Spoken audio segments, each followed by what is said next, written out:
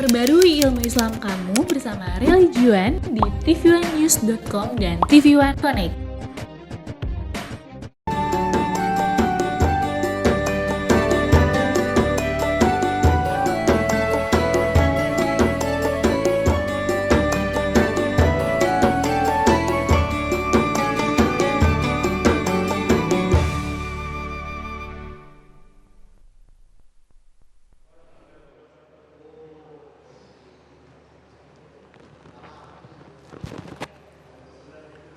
Assalamualaikum warahmatullahi wabarakatuh.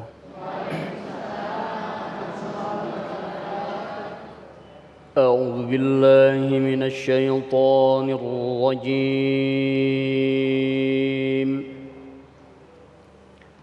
Bismillahirrahmanirrahim.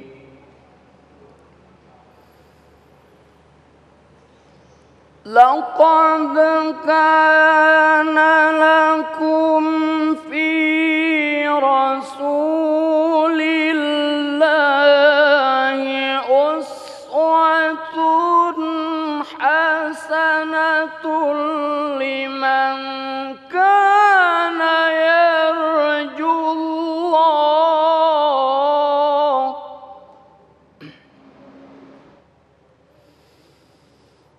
لمن كان يرجو الله واليوم الآخر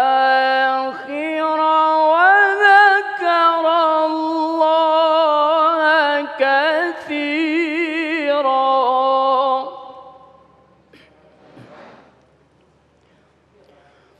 ولما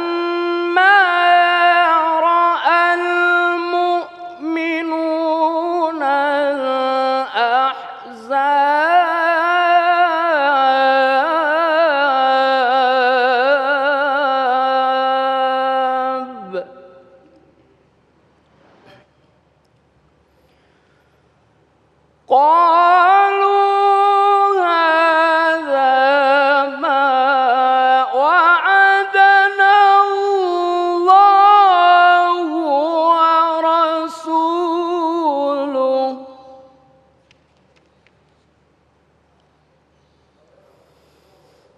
وصدق الله ورسوله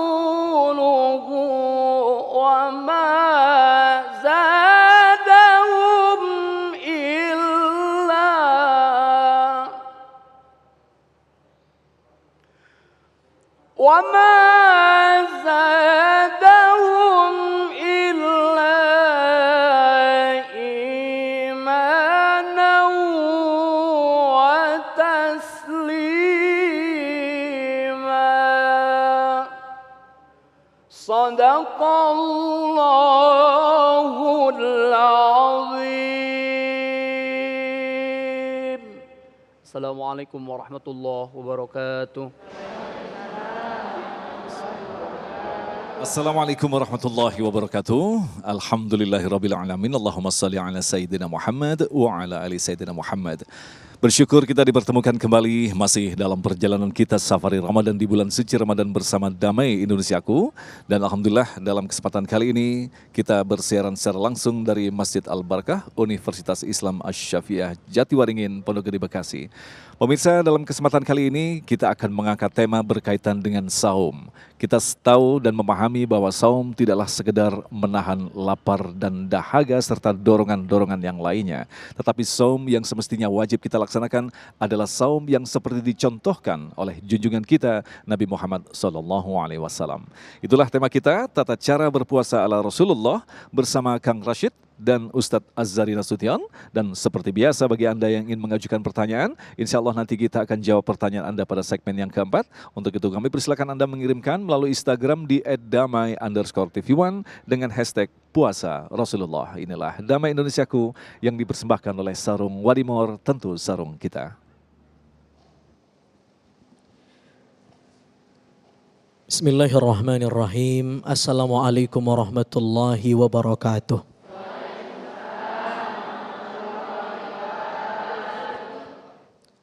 Allahumma salli ala sayyidina Muhammad wa ala ali sayyidina Muhammad.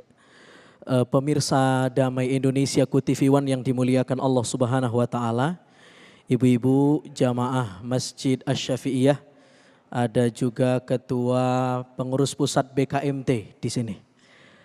Saudara-saudara yang dimuliakan Allah Subhanahu wa taala. Ada satu hadis yang populer. Tema kita hari ini ibu-ibu apa? Berpuasa ala Rasulullah. Berat sekali ini temanya ini. Berat sekali ini. Tentu yang kita maksud di sini bukan hanya berpuasa secara fikih formal. Karena itu saya tidak mungkin menjabarkan tema ini menurut persepsi saya. Akan kualat nanti. Ya, berpuasa ala Rasulullah. Siapa saya? Karena itu saya ingin menyadur saja pendapatnya beberapa ulama. Satu, Tuan Syekh Al-Ghazali.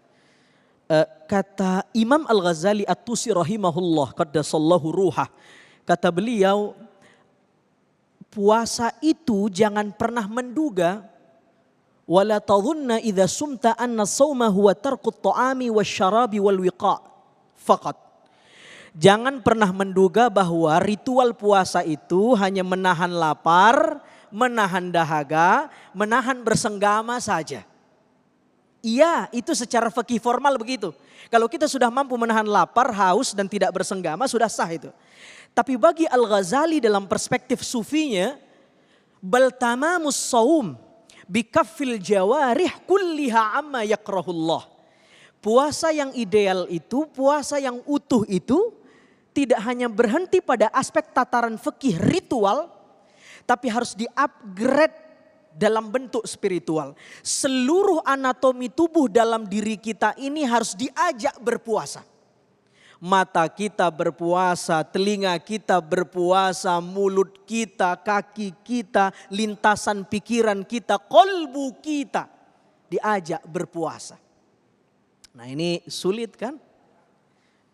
Itu sebabnya kata Nabi SAW, kam min sa'imin laisa lahu min siyamihi illal ju'u wal atash.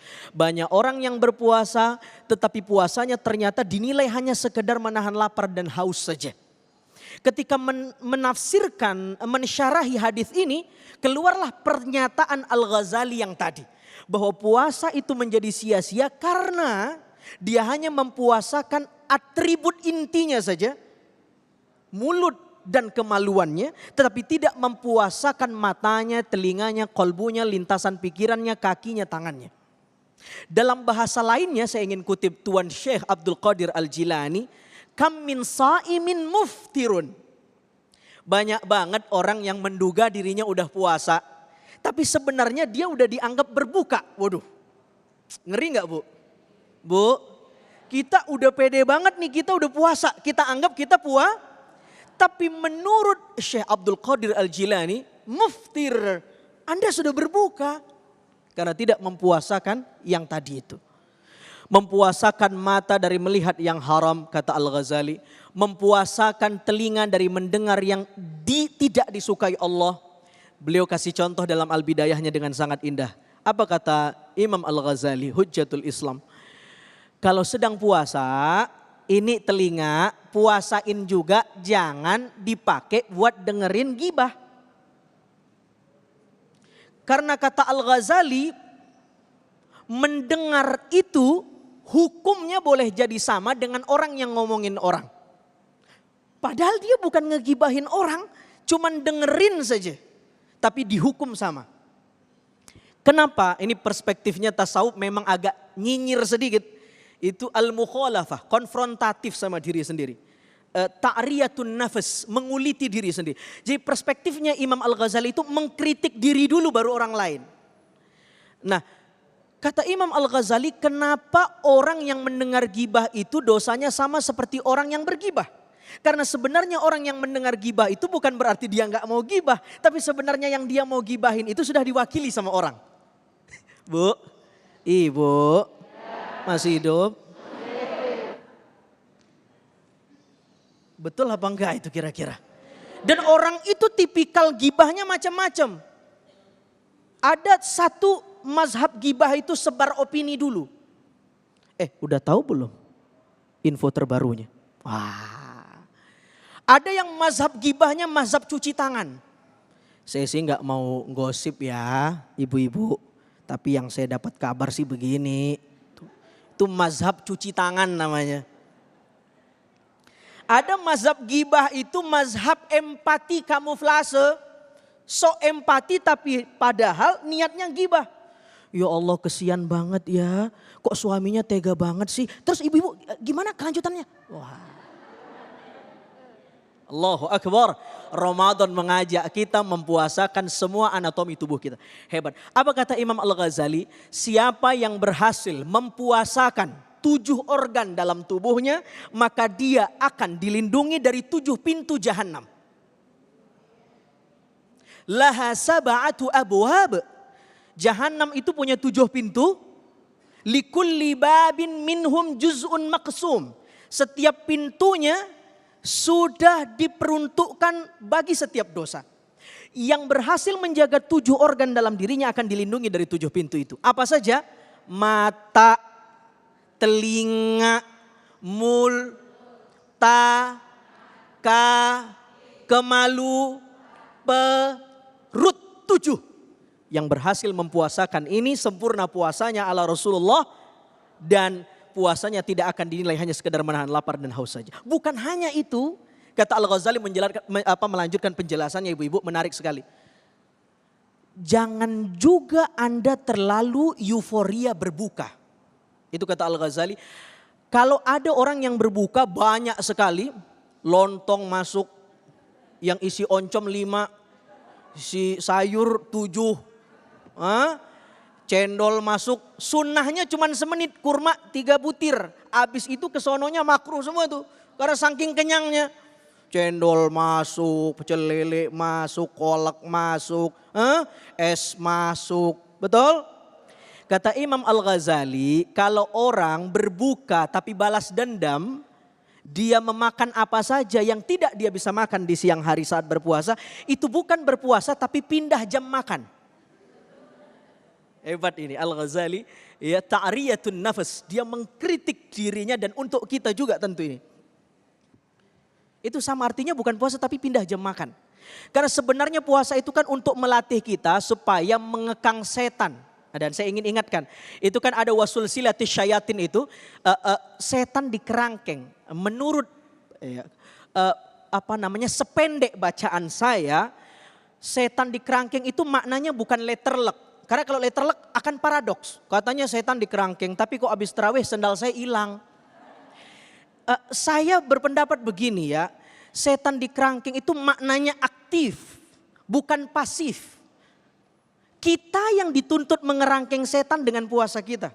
Yang kalau kita sudah lulus dan mandiri di madrasah training Ramadan ini 30 hari mengerangkeng setan, diharapkan kita bisa mandiri 11 bulan berikutnya mengerangkeng setan, berdaulat tanpa kehadiran Ramadan. Nanti kita akan lanjutkan lagi insya Allah. Insya Allah. Terima kasih Ustadz. Ibu-ibu bagaimana, sudah siap dengan pertanyaan-pertanyaannya? Baik, disiapkan nanti insya Allah di segmen yang ketiga. Nanti kita berikan kesempatan kepada ibu-ibu untuk mengajukan pertanyaan dengan apa yang telah dijelaskan dan akan dijelaskan oleh guru kita, Kang Rasid. Di segmen berikutnya nanti akan menjelaskan tentang adab-adab Rasulullah dalam melaksanakan ibadah saum. Tetaplah bersama kami Damai Indonesiaku yang dipersembahkan oleh Sarung Wadimor, tentu sarung kita.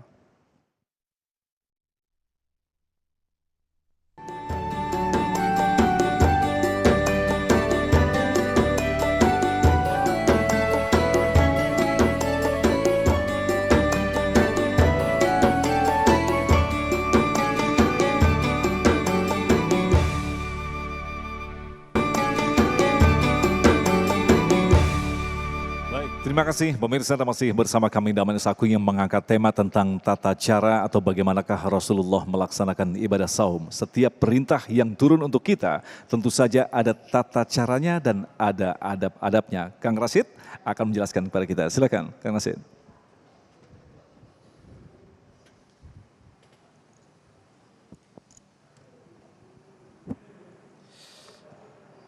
Bismillahirrahmanirrahim. Assalamualaikum warahmatullahi wabarakatuh.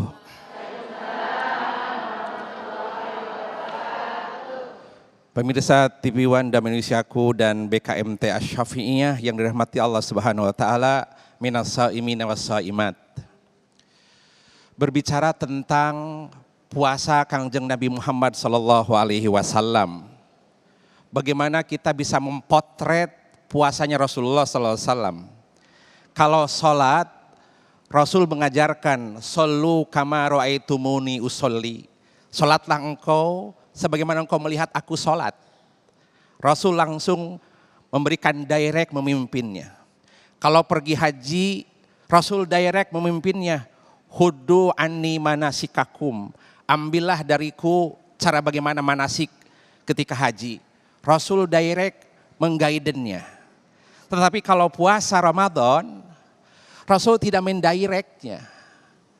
Lantas bagaimana sekarang mempotret puasanya Kangjeng Nabi Muhammad Sallallahu Alaihi Wasallam. Allah berfirman di dalam satu suratnya, surat Al-Ahzab ayat 34. Kalau mau mengenal potret puasanya Rasulullah Sallallahu Alaihi Wasallam, kita harus menelisik bagaimana puasanya di rumahnya Rasulullah Sallallahu Alaihi Wasallam. Dalam surat Al-Ahzab, Bismillahirrahmanirrahim, wadkurna ma yutla fi buyutikunna min ayatillahi wal hikmah. Ingatlah ketika aku membacakan, ketika aku mewahyukan di rumah-rumah kalian dengan dari ayat-ayat Allah dan hikmah sunnatur Rasulullah sallallahu alaihi wasallam. Ayat ini menunjukkan tentang bagaimana isi baitun Nabi Muhammad sallallahu alaihi wasallam. Bagaimana hiruk pikuk di rumah Rasulullah, bagaimana puasa Kangjeng Nabi, bagaimana sahurnya dan bagaimana puasanya. Kita harus masuk ke dalam bagaimana potret puasa Rasulullah Sallallahu Alaihi Wasallam. Ada berita tentang puasa Rasulullah Sallallahu Alaihi Wasallam yang diriwayatkan sahabat terdekat Nabi Zaid bin Sabit radhiyallahu anhu. Diriwayatkan dari Anas bin Malik radhiyallahu anhu. Beliau berkata ada 4 karakter minimal bagaimana Rasul menghidupkan bulan suci Ramadan. Yang pertama, Rasulullah itu adalah asja'un nas wa ajwadun nas. Kangjeng Nabi itu adalah manusia yang paling berani.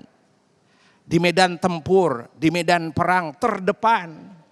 Kemudian di medan sosial terdepan memberikan sedekah. Asja'un nas wa ajwadun nas. Manusia yang paling dermawan. Sampai dipertegas oleh Sayyidina Anas bin Malik. Kana hina fi Ramadan. Dan Rasul semakin dahsyat sedekahnya, kedermawannya pada saat bulan suci Ramadan.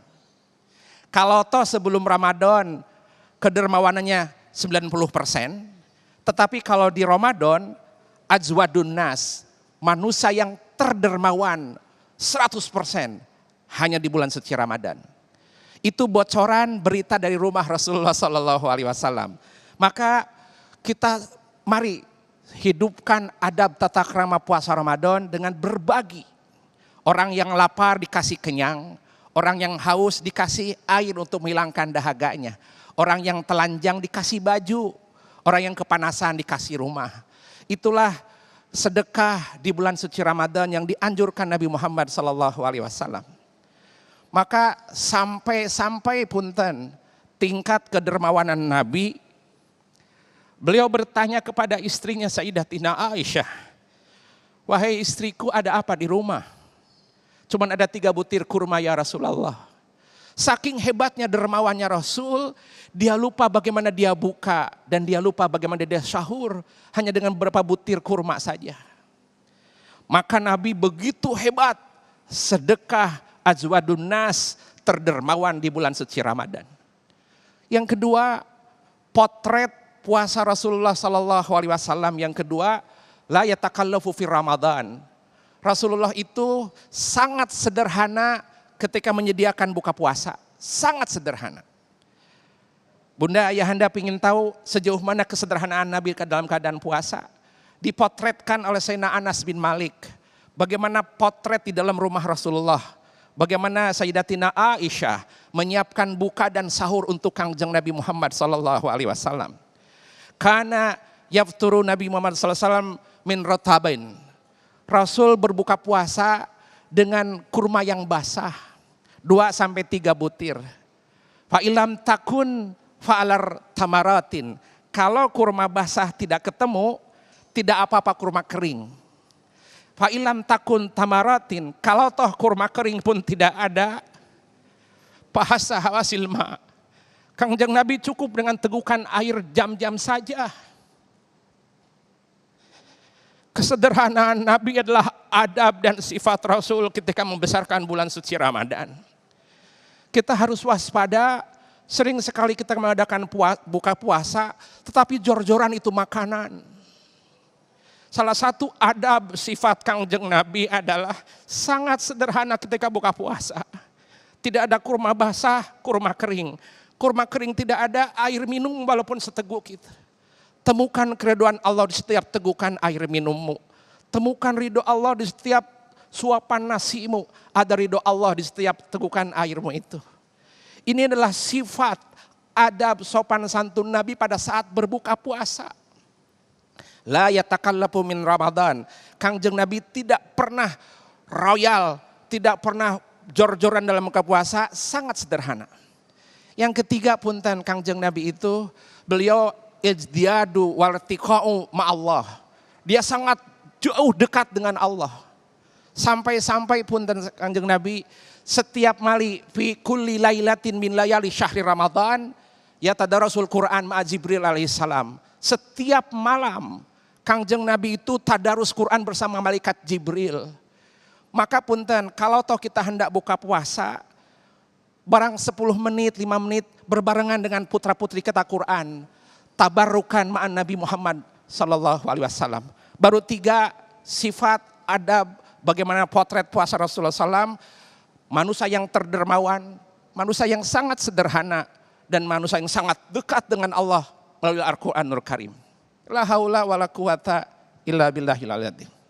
Terima kasih Kang Rasid, Masya Allah telah memberikan nasihat dan sekali lagi gambaran kepada kita betapa apa yang dilakukan oleh Rasulullah, semua yang dilakukan sangat terukur sekali. Disitulah caranya agar kita mendapatkan ridho dari Allah Subhanahu wa Ta'ala. Dan ternyata tidak sekedar menahan lapar dan haus, dan menjadi kritik bagi kita ketika kita datang waktu berbuka, justru kita mengumpulkan makanan begitu banyak mulai sore harinya. Dan ternyata pada saat kita berbuka, itu pun tidak kita makan sama sekali. Na'udzubillah min dalik. Baik pemirsa, kami yakin dengan apa yang telah digambarkan tadi, ibu-ibu yang hadir, para bunda yang ada di sini, insya Allah akan mengajukan pertanyaan. Kita akan menjawabnya selepas pesan-pesan berikut ini. Tetaplah bersama kami, Damai Indonesiaku.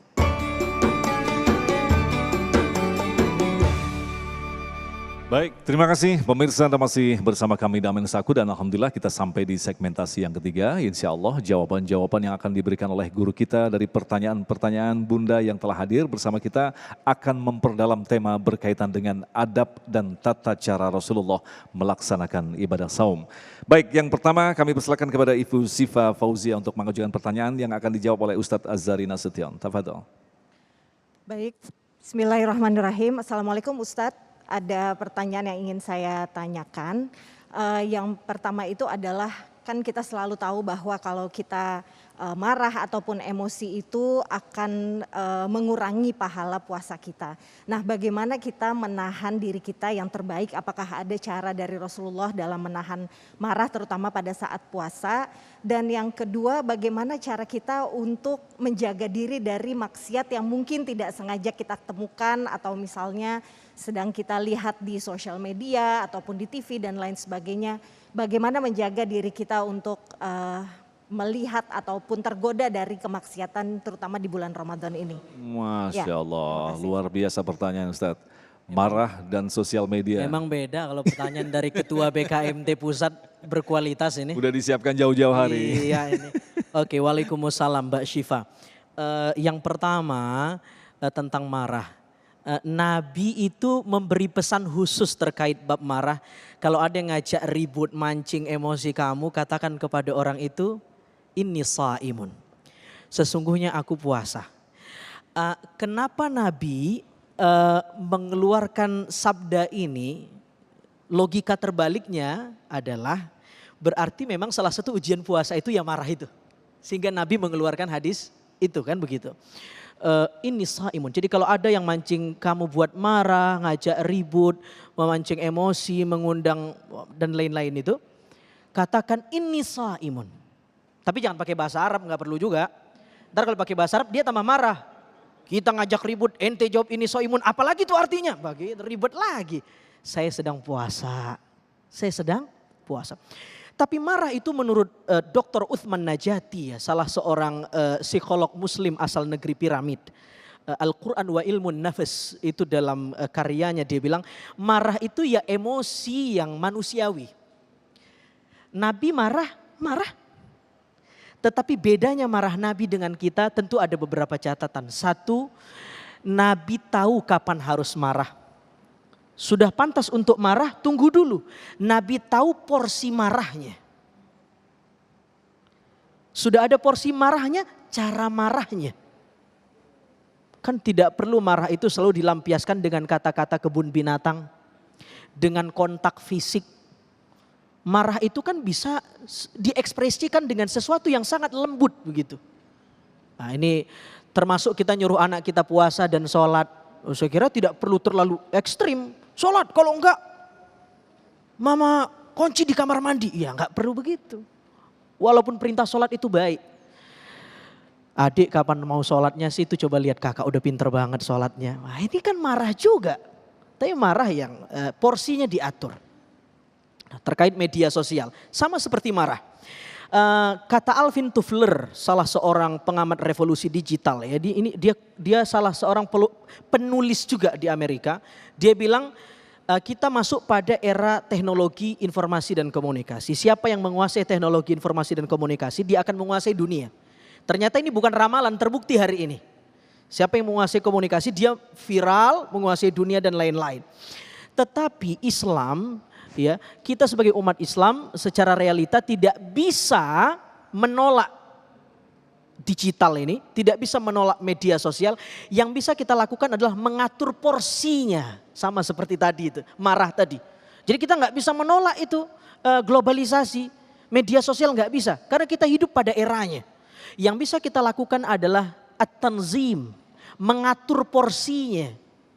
Ini ibarat kita sudah masuk ke jamuan tuan rumah, ada lauk ini, itu sudah terhidang. Tidak mungkin kita bilang sama tuan rumah, balikin lagi ini lauk-lauk, menu-menu makanan. Tidak mungkin. Yang bisa kita lakukan, kita ambil piring, kita atur porsinya, mana yang terbaik buat kita. Kita punya mah, oh jangan yang ini. Kita punya kolesterol, jangan yang ini.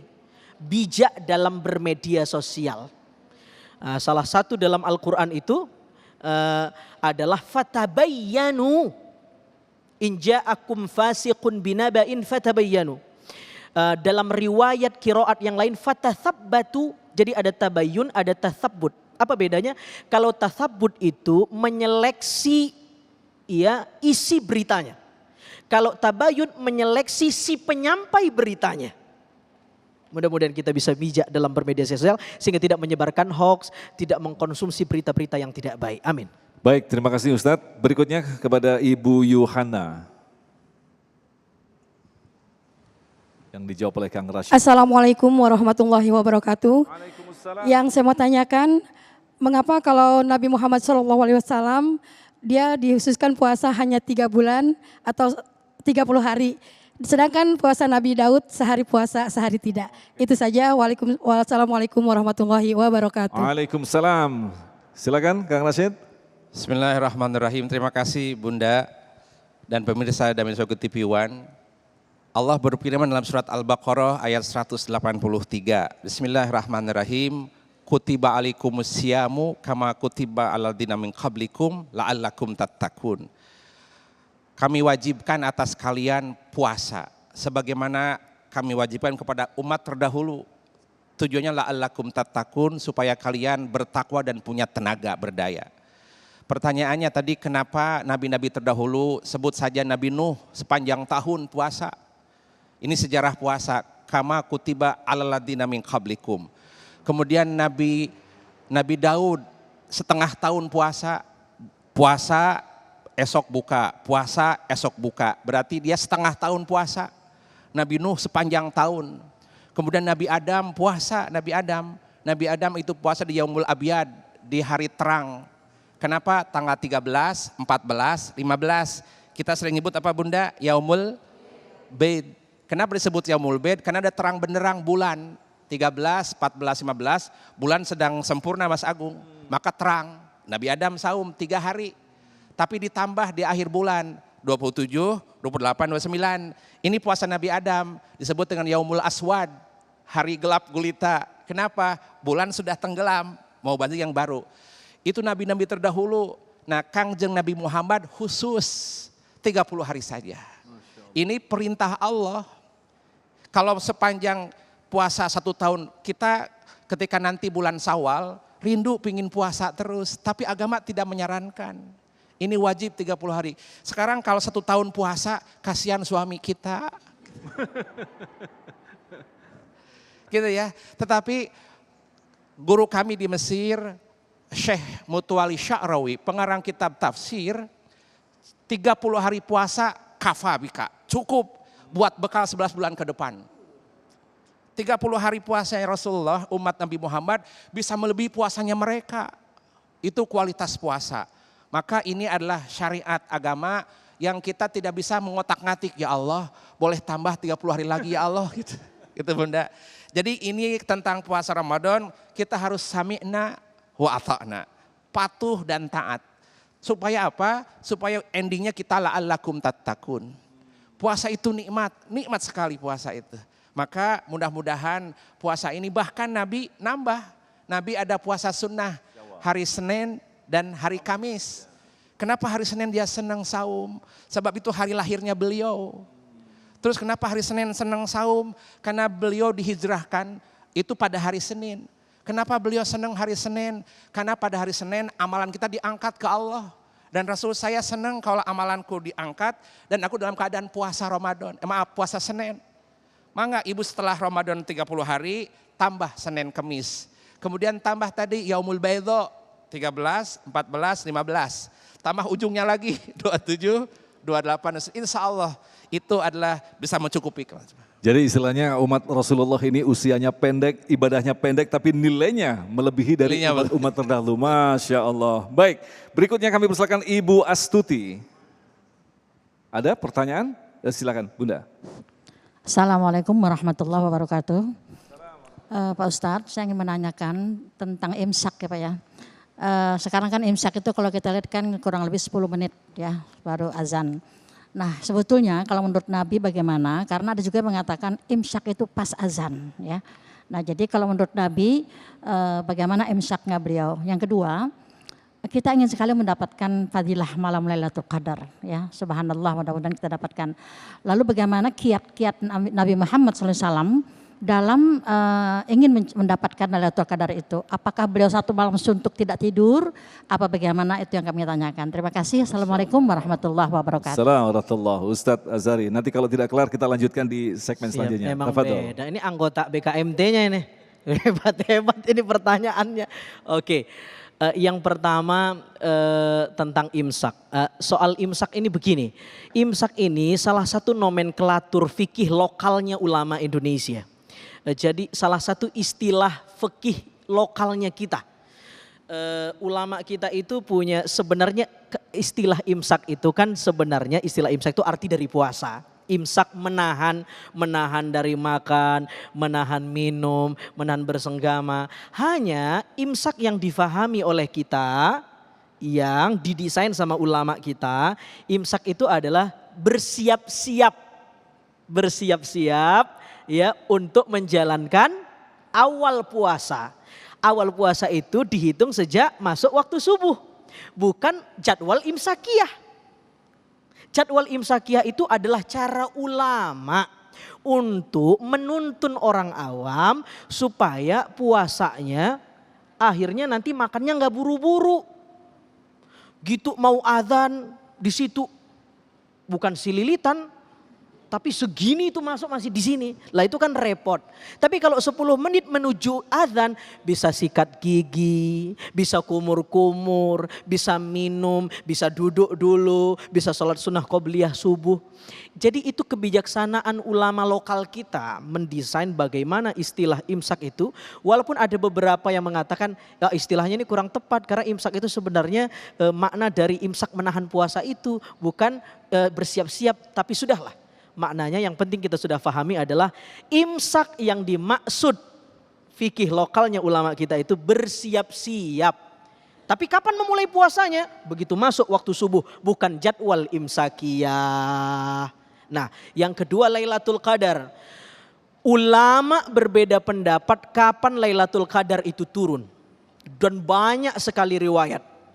Ada yang mengambil dari riwayat hadis, ada yang unik menurut saya, tapi ini hazanah ya. Ada yang memaknai Lailatul Qadar itu dari sisi numerik, angka-angka. Lailatul Qadar itu kalau kita lihat lam ya, lam ta, alif, lam, qaf, dal, ro, 9 disebutkan 3 kali. Inna anzalnahu fi lailatul qadar wa ma adraka ma lailatul qadar. Lailatul qadari khairun min alfi syahr. 9 kali 3 berapa katanya? Berapa itu 9 kali 3? Ah itu turunnya di malam itu katanya. Nah, macam-macam lah pendapat orang. Tetapi intinya begini ya, memang sepertinya ulama berbeda pendapat kapan turunnya Lailatul Qadar.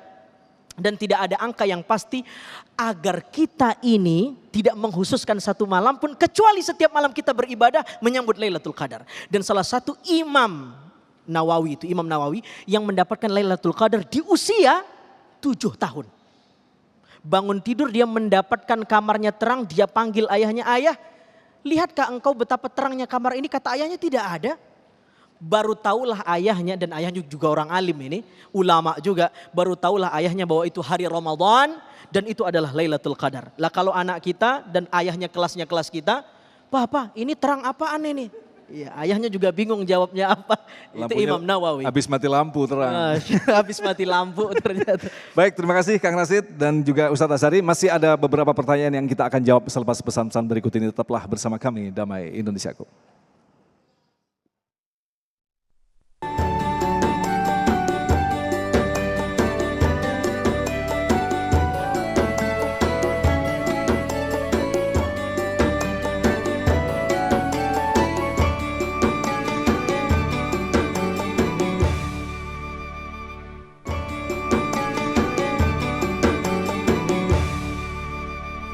Anda masih bersama kami Damai Indonesiaku yang mengangkat tema tentang tata cara ibadah saum Rasulullah, dan kita masih ada satu pertanyaan lagi dari para ibunda yang ada di masjid ini, yaitu Ibu Suryati. Sebelum kita lanjutkan nanti untuk menjawab pertanyaan Anda melalui Instagram. Ibu Suryati, kami persilakan. Ya. Assalamualaikum warahmatullahi wabarakatuh. Ustadz, saya mau bertanya. Itu di kehidupan sehari-hari kita sangat banyak sekali yang kita perhatikan, terutama di televisi. Apakah hukumnya orang yang sedang berpuasa dia menyaksikan acara televisi, acara kuliner? Dan bagaimanakah kita seharusnya menegur orang tersebut? Itu adalah suatu hal yang sangat biasa setiap hari-hari. Terima kasih. Wabillahi taufiq wal hidayah. Assalamualaikum warahmatullahi wabarakatuh. Pertanyaan menarik ini Kang Rashid, silakan. Jangankan ibu-ibu kita juga sering menyaksikan ya, di YouTube bahkan ya. Terima kasih Bunda BKMT Asy-Syafi'iyah yang dirahmati Allah. Bagaimana menyaksikan tadi tayangan di televisi. Mohon diperhatikan di dalam puasa itu Rasul mengingatkan kita dengan 2 hal. Pertama ada yang mubtilat, yang kedua ada yang muhbitat. Apa sih Kang Rashid mubtilat? Sesuatu yang membatalkan puasa. Kalau muhbitat, sesuatu yang mengurangi pahala puasa. Apa saja Kang Rashid yang bisa membatalkan puasa? Minum dengan sengaja batal tuh. Ya Bunda, minum dengan sengaja batal. Aduh lapar jam 3 siang lapar, makan sengaja batal. Si mamah teh ngegoda terus kata ayahnya ya, mamah tuh jangan menggoda terus satu ke kamar batal gitu kan. Itu namanya mubtilat. Yang kedua ada muhbitat, sesuatu yang mereduksi, sesuatu yang mengurangi pahala puasa. Contoh, melihat orang yang terbuka auratnya muncul birahi, tapi tidak sampai disentuh, puasanya sah, tapi pahalanya turun. Terus tadi menyaksikan tontonan yang punten sekali, tidak ada efek manfaat ke hati. Yang ada memuncakkan gibah, yang ada memuncakkan fitnah gitu ya. Itu punten, puasanya sah, tetapi pahalanya berkurang. Semakin nonton-nonton yang mengurangi pahala, tinggal kalimatnya kam min shaimin. Berapa banyak orang yang puasa cuman tinggal lapar dan dahaga saja. Karena dia tidak merawat yang muhbitat. Kita sering sekali merawat yang mubtilat, tapi lupa merawat yang muhbitat. Yang bisa mengurangi pahala dari kesempurnaan puasa. Terima kasih. Baik, terima kasih. Selanjutnya Ustadz Azhari, mohon dijelaskan mengapa ibadah saum memiliki posisi yang sangat penting di hadapan Allah. Bahkan Allah mengatakan sendiri, aku yang akan membalasnya. Apa bedanya dengan penghargaan terhadap ibadah-ibadah yang lainnya, Ustadz Azhari? Bismillahirrahmanirrahim. Terima kasih pertanyaannya Mas Agung. Saya ingin nambahkan yang tadi sedikit. Ya, silakan. Soal tontonan, jadi puasa mendidik kita juga tidak hanya mempuasakan lapar dan haus, tapi mempuasakan keinginan ya, menonton dari hal-hal yang tidak baik. Ya nonton damai aja lah, ya kan. Maksudnya kan religi begitu. Jadi puasa itu mengajak kita hijrah dari junk food ke real food ke spiritual food. Tidak hanya berhenti di junk food dan real food itu soal apa menu buka hari ini. Tapi bagaimana menikmati jamuan-jamuan ruhani ini. Tarawih, tadarus, tilawah itu kan menu-menu semua sebenarnya. Kita sudah menikmati itu atau belum? Itu satu. Imam Syafi'i itu kalau Ramadan katanya 60 kali hatam Quran. Menikmati jamuan Quran itu 60 kali. Maidatur Rahman, jamuan ruhani. Berarti satu hari 2 kali. Saya yakin sekali itu Mas Agung kalau sekelasnya Imam Syafi'i hatam satu hari 2 kali berarti sebulan 60 kali. Itu Imam Syafi'i pasti tidak pernah terima jadwal ceramah. Nah kalau saya belum siap. Paling tidak ya sekali, syukur-syukur sama maknanya, syukur-syukur bisa mengamalkannya. Nah yang kedua soal itu tadi, ya ini apa tadi puasa lupa memiliki saya. posisi yang penting. Allah sendiri yang membalasnya dibanding ibadah yang lainnya. Al-Ghazali punya kata-kata, puasa itu adalah asasul ibadat. Puasa itu adalah ibadah yang paling fundamental. Asas dari segala ibadah. Semua ibadah ada unsur puasanya. Salat ada unsur puasanya. Allahu Akbar. Mempuasakan pikiran untuk tidak mengingat siapapun kecuali Allah. Tidak boleh. Itu kita berada di mihrab. Ini apa namanya? Ini tempat imam ini? Mihrab. Kata Al-Asfahani, pakar leksikografi Quran. Kenapa disebut mihrab? Karena dari kata al-harbu artinya perang. Jadi mihrab itu bentuk katanya artinya tempat berperang. Jadi kalau ada yang kemarin bom bunuh diri, itu jangan jauh-jauh jihad. Jihad dulu di mihrab. Bisa nggak ngelawan setan khusyuk? Jangan-jangan berkolusi dengan setan ketika takbir. Allahu Akbar. Ingat all shop. Ingat toko baju muslimah ini. Kita jihad. Al-jihadul yom. Itu kata Jamal Albana, jihad dalam konteks hari ini itu bukan hanya bunuh diri di jalan Allah, tapi bagaimana kita menghargai hidup dan menghargai hidup orang lain, itu makna otentik jihad juga. Luar biasa. Jadi asasul ibadat wa miftahul qurubat dilanjutkan oleh Imam Ghazali. Puasa itu adalah kunci PDKT buat dekat sama Allah. Allah demen banget kalau kita puasa. Ini buatku wa ana ajzibi, aku yang membalaskannya. Kunci PDKT. Lihat orang-orang tua kita dulu, anaknya mau masuk universitas, emak kita ngapain? Puasa. Guru-guru kita punya santri, biar santri yang jadi orang soleh ngapain? Riyadhah, puasa. Emang puasa itu miftahul qurubat, kunci PDKT sama Allah. Luar biasa. Mudah-mudahan kita jadi ahli ahli siam ya, ahli puasa, nanti dapat pintu VIP di surga namanya Ar-Rayyan.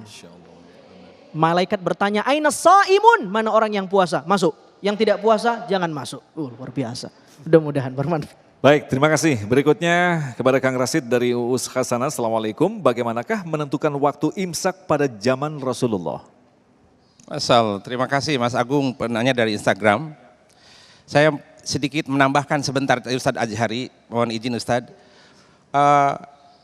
Imam Ibnu Athaillah menyampaikan bahwa puasa itu adalah afdalul qurubat, seutama-utama untuk mendekatkan kepada Allah. Sampai Allah berkomentar dalam hadis kudusinya, as-saumuli wa ana ajzibihi. Puasa itu spesial buatku. Sampai malaikat raqib atid pun tak mampu mencatatnya. Karena itu dekat dengan Allah. Jadi puasa itu adalah hubungan intim manusia dengan Allah. Sangat intim sekali.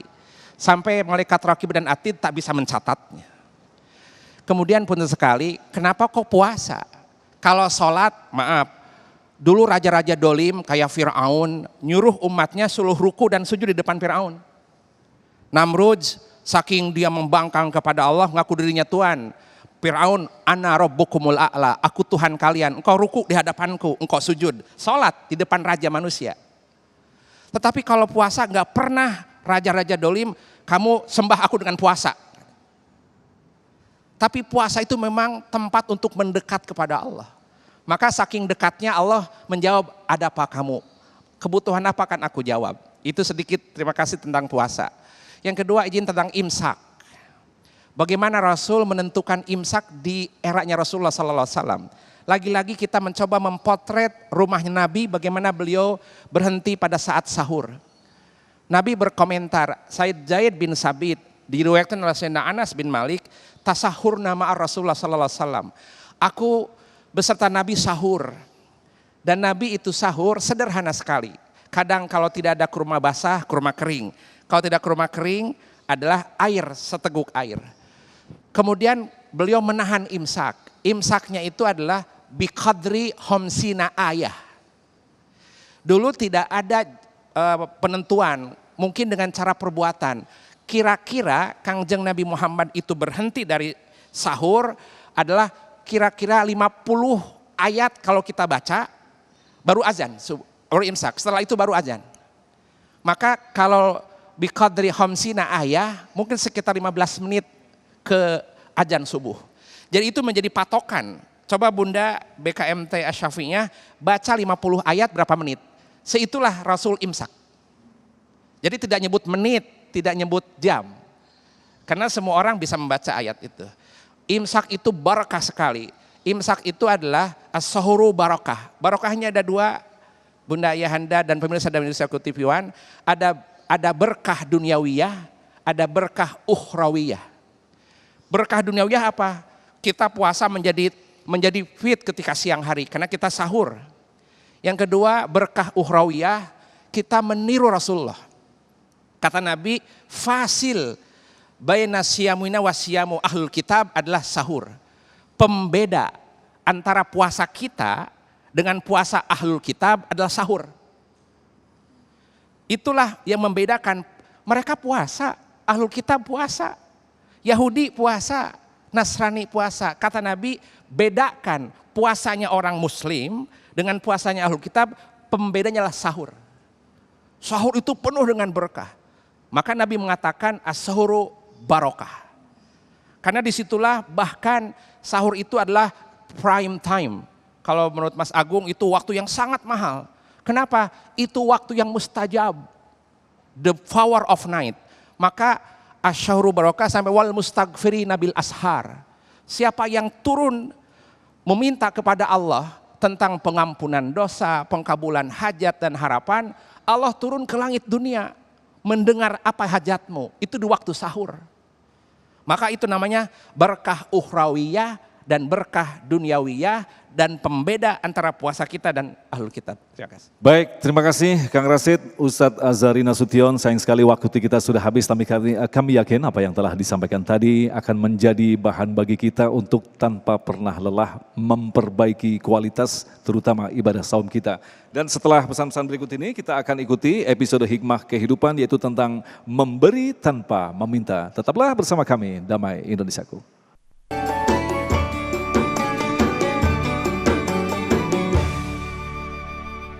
Demikian pemirsa yang dirahmati Allah, Damai Indonesiaku untuk hari ini, dan insya Allah besok di Ahad 18 April kami akan menghadirkan Kiai Haji Sumarno Syafi'i dan Kiai Haji Haris Hakam dengan tema Qanaah dalam Hidup.